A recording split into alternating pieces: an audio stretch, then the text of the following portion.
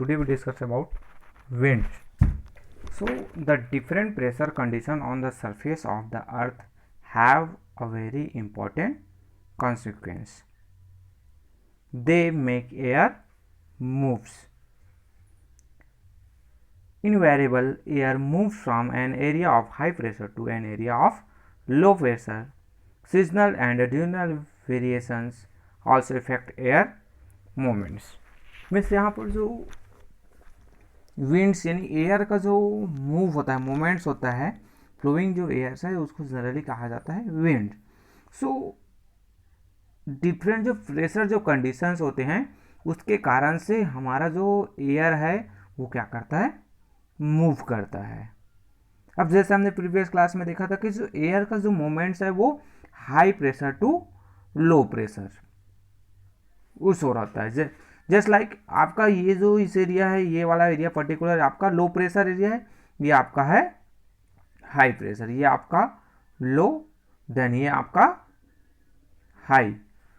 सो इसका जो मोमेंट्स है ये high pressure to low pressure, यानी यहाँ से हवा इस ओर आएगी, यानी हाई प्रेशर से लो प्रेशर. क्यों? तो ये जो हल्का होता है, गर्म हवा है, वो हल्का होता है तो ऊपर उठने लगता है, तो उसके जो स्पेस है वहाँ उसको फिलअप करने के लिए जो ठंडी हवा है यानी जो हाई प्रेशर से हवा लो प्रेशर की ओर आती है.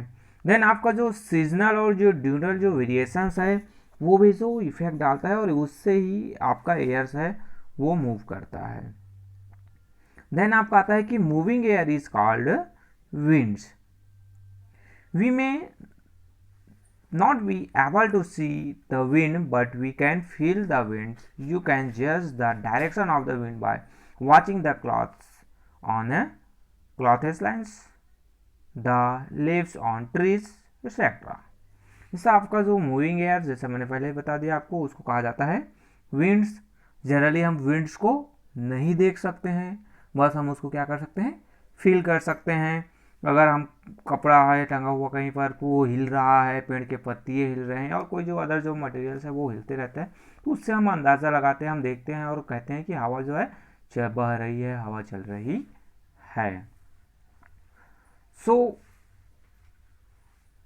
N instrument call the wind vane is use to study wind directions.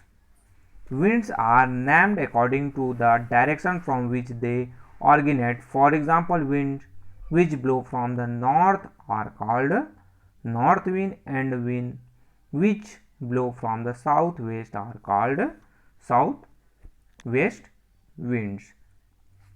Means जो इंस्ट्रूमेंट है, जो विंड वैन जिसको कहा जाता है, जो विंड का जो डायरेक्शन है उसको स्टडी करने के लिए, उसको जानने के लिए कि हवा जो है कहाँ से आ रही, किस ओर से, कौन से डायरेक्शन से आ रही, तो उसको कहा जाता है विंड वैन. और जिस ओर से हवा जो ऑर्गेनेट जिस ओर से आती रहती है उसका नाम से जाना जाता है. जैसे सपोज ये बात की जाए, ये आपका नॉर्थ, देन साउथ, देन आपका ईस्ट, देन आपका वेस्ट. सो हवा जो है नॉर्थ से आपका इस ओर से आ रही है तो उसको क्या बोलेंगे, नॉर्थ विंड. अगर सपोज साउथ से जा रही थी उसको साउथ विंड. आपका साउथ वेस्ट से हवाएं इस ओर चल रही है, सो ये आपका कहलाएगा साउथ वेस्ट विंड्स. यानी जिस ओर से हवाएं आ रही है उस ओर उसका नाम हो जाता है. जिस ओर जा रही है उस ओर नहीं, जिस ओर से आ रही होती है हवाएं. सो ये आपका wind system. Then winds can either be gentle और strong. A gentle wind is called a breeze. When the wind blows strongly with great speed, it can be distress. Means आपका क्या होता है, इसको विंड जो है जनरली आपके gentle यानी बहुत धीरे धीरे बहती रहती है हवाएं जो है, और कभी कभी ऐसा सिचुएशन आता है कि हवाएं बहुत तीव्र तेज गति से बहने लगती है, यानी फुल स्पीड से फ्लो होने लगता है. इस एयर जो स्पीड है वो बहुत ज़्यादा हो जाता है. तो ऐसी स्थिति में बहुत सारे जो डिस्ट्रक्शन है, बहुत सारे डिस्ट्रॉयज हो जाते हैं, बिल्डिंग्स कोलैप्स हो जाते हैं, पेड़ उखड़ जाते हैं, पोल्स गिर जाते हैं, और बहुत सारी जो चीज़ें हैं, मोटर गाड़ियाँ हैं, वो नुकसान हो जाती है. बट जो जेंटल जो विंड्स यानी जो शांत हवाएं होती है उसको ब्रीज कहा जाता है. It can cause wind pans to shatter, thatches roofs to collapse, trees to fall, etc. Wind speed is measured with the help of an instrument called the anemometer. So अब ये जो विंड जो है आप बहुत सारे डिस्ट्रक्शंस कर देती है, देन जो विंड का जो स्पीड है उसको मेजर करने के लिए जो इंस्ट्रूमेंट जो यंत्र यूज किया जाता है उसको कहा जाता है क्या, एनीमोमीटर। यानी आपका जो एनीमोमीटर है वो इंस्ट्रूमेंट है, यंत्र है जिससे विंड का जो स्पीड है उसको मेज़र किया जाता है, और आपका विंड वैन है उससे उसका डायरेक्शन है उसको पहचाना जाता है, उसको इंडिकेट किया जाता है। Then winds are affected by the rotation of the earth. यानी आपका जो विंड है वो रोटेशन ऑफ अर्थ का जैसे रोटेशन होता है, मोमेंट्स होता है, उससे उसको वो बहुत बड़ा इफेक्ट होता है उसका।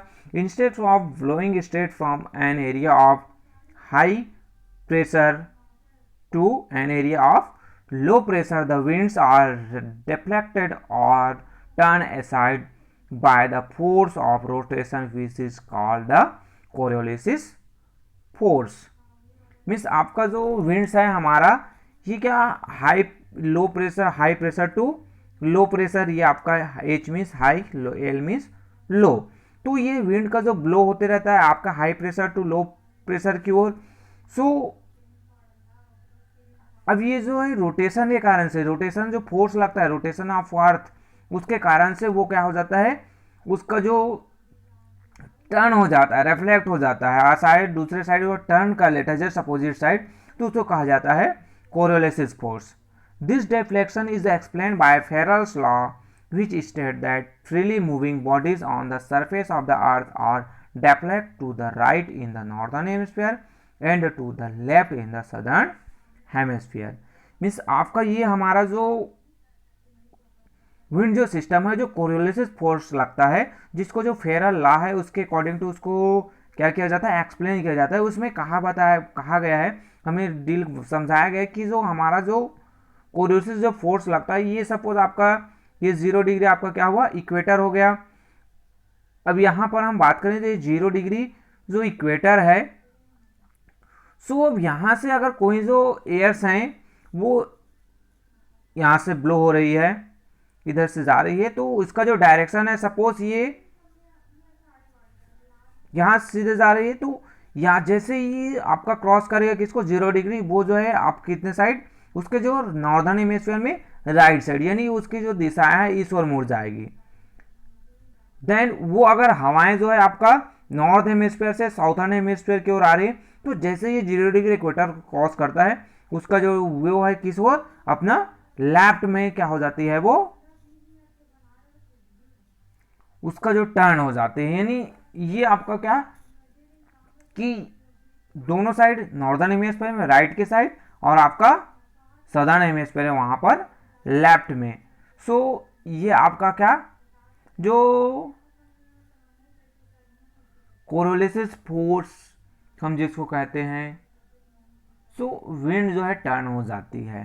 देन यहाँ पर कुछ जो डिफरेंट टाइप्स के आपके क्या बताए गए, विंड्स बताए गए हैं, अलग अलग टाइप के जो विंड्स होते हैं, जिसमें बेसिकली इसको 3 टाइप से डिवाइड किया गया। एक जो है आपका परमानेंट विंड्स, या फिर जिसे हम प्लैनेटरी विंड्स भी कहते हैं। देन सेकंड होता है आपका पीरियोडिक विंड्स, देन आपका लोकल विंड्स। परमानेंट या फिर प्लैनेटरी विंड्स की हम बात करें तो वो हमेशा परमानेंट, वो जो हमेशा वो ब्लो होती रहती है। आपका पीरियोडिक विंड्स है वो कुछ पर्टिकुलर टाइम में बहती है, उसके बाद कुछ समय वो बाद में वो फ्लो होना उसका बंद हो जाता है, तो ये आपका है पीरियोडिक विंड्स। लोकल विंड्स यानी वो पर्टिकुलर किसी भी एरिया वाइज किसी रीजन है वहीं पर ही फ्लो होती है, वहीं पर ही बहती है, सो ये आपका कहलाया क्या, लोकल विंड्स। तो इसके बारे में हम जो डिटेल स्टडी है वो नेक्स्ट क्लास में स्टडी करेंगे। So okay, thank you.